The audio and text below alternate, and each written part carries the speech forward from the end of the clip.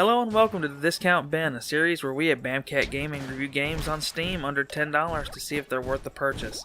My name is Mitchell and today we'll be taking a look at Slap City, a game that will stick out to any fan of the old Super Smash Bros. Games. It is developed and published by Ludosity. To make the review simpler, we have broken it into 5 categories: story, gameplay, graphics, combat, and replayability. Let's begin.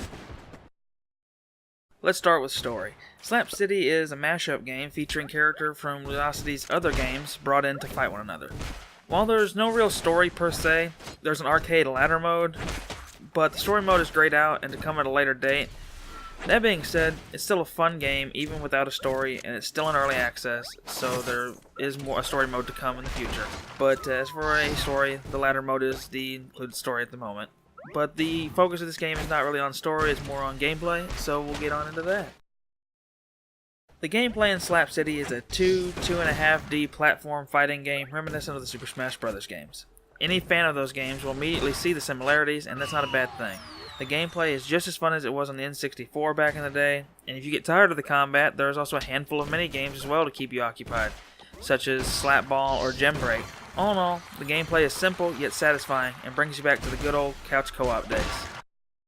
Slap City's graphics are old school 3D Nintendo looking with a little bit more polish, which is by no means a bad thing.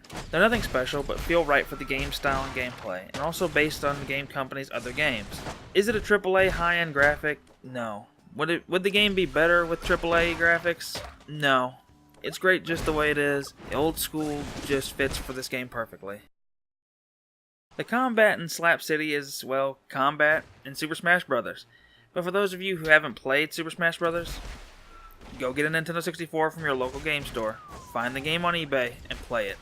But to summarize the gameplay, you are one of 4 characters on a platform level, and you use various attacks and special attacks to deal damage to your opponent and try to knock them off the platform. And the more damage they sustain makes them go flying further and harder for them to get back to the platform, but that also goes for you as well. And it's harder than it sounds. But it's this kind of gameplay and combat that made the old one so addicting, simple, yet just for some reason fun.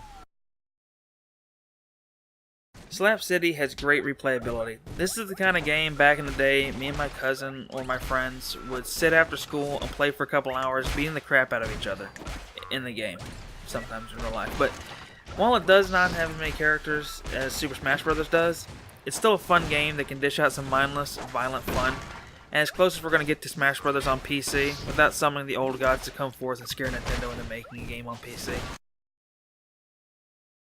Slap City is a fun, time-wasting game, best played with friends, either in the same room or across the world nowadays.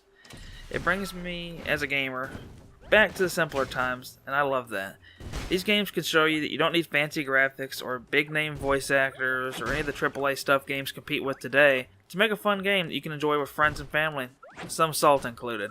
It's totally worth the low entry fee of $6.99 on Steam, and well, I give Slap City a good 7.5 out of 10. If you liked the video, please leave a like and subscribe. This has been Mitchell with Bamcat Gaming. See you next time.